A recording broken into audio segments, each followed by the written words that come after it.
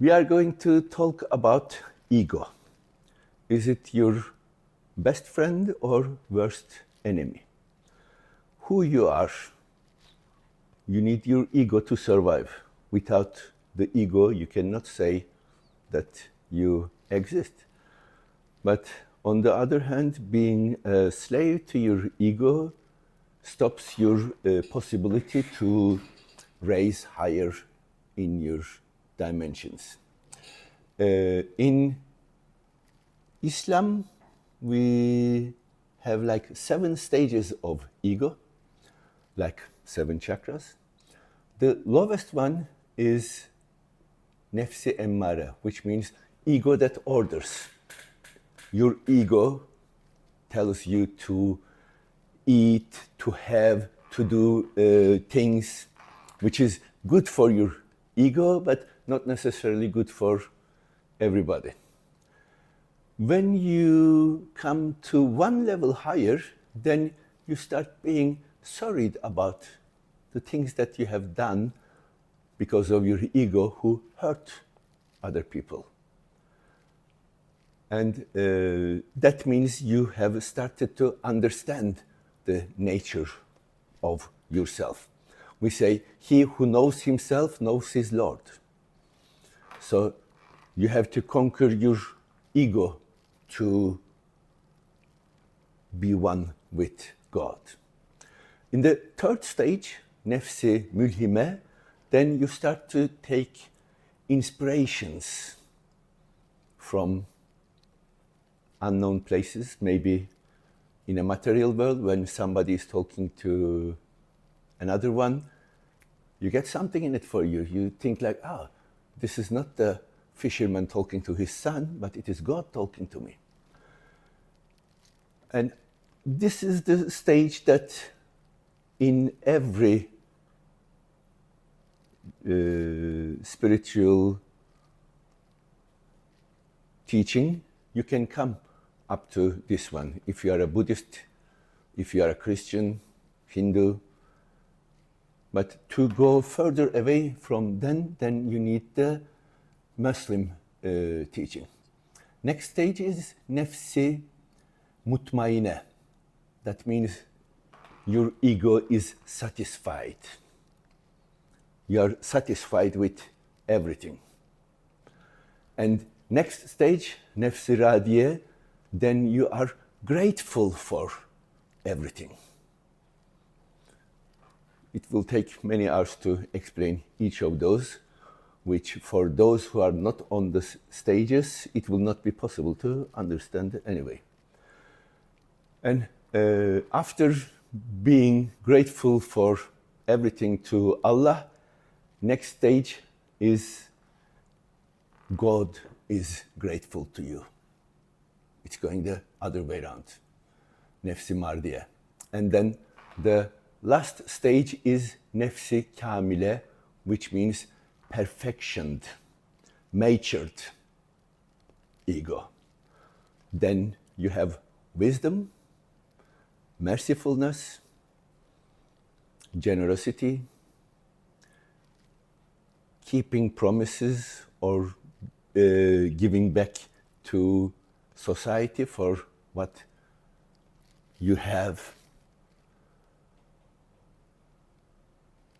integrity, honesty, all the good qualities. Then you have been, you are. And how can we see it in a 3-dimensional thing? It is much more complicated than this, but imagine this is your body. And most people think that you have a spirit, but actually it is spirit who has a body. You are not a man experiencing spirituality, but you are a spirit experiencing being a human being. And this is your body. So, and the air is the spirit, Holy Spirit.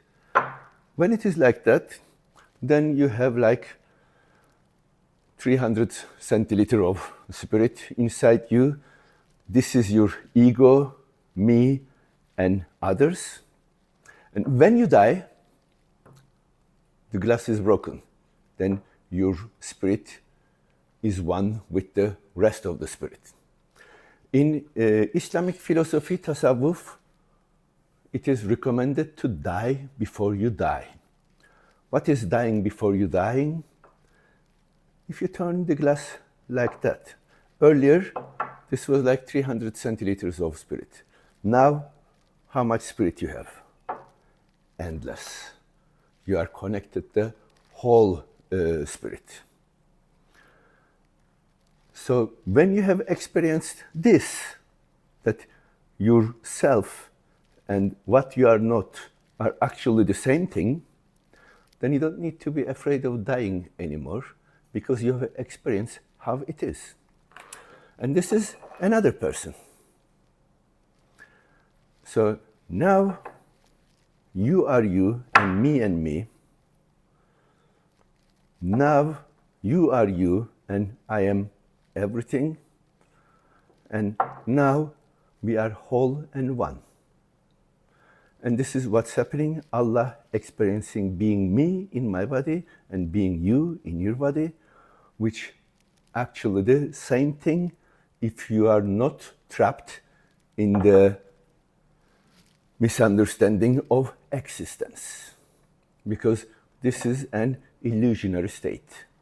The real state is it's all one. And when you are there, then it is possible to be at now, or in future, or in past, or I was this, but also I am this. So with this, you can be, some people called mentalists, psychic. That's how it operates. And when we talk about time is like, actually time is not a linear, but this is like the day you were born, the day you are dead, the day you are married, and you are at here. It's an eye looking that direction. So for you, this is your past, and this is your future to come, which from that point you don't know yet. And you have many different options to go from here to here, and these are your free choice, whatever you choose. But when you look from the viewpoint of God, then you see the past, the future, your beginning, your end, and what is after you, and what was before you, all in one sight, one picture. This is why it says its time is just a moment.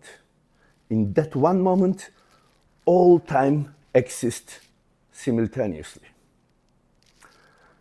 And I know it's a difficult subject to understand, especially before quantum physics, before theory of the relativity. It was impossible to understand this. Still, it's not so possible to understand this, but at least it is possible to understand that it's over your understanding. And this is what happened when Muhammad sallallahu alayhi wasallam traveled in Miraj to meet God.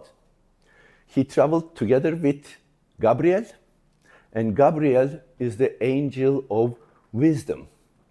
So they come to one point.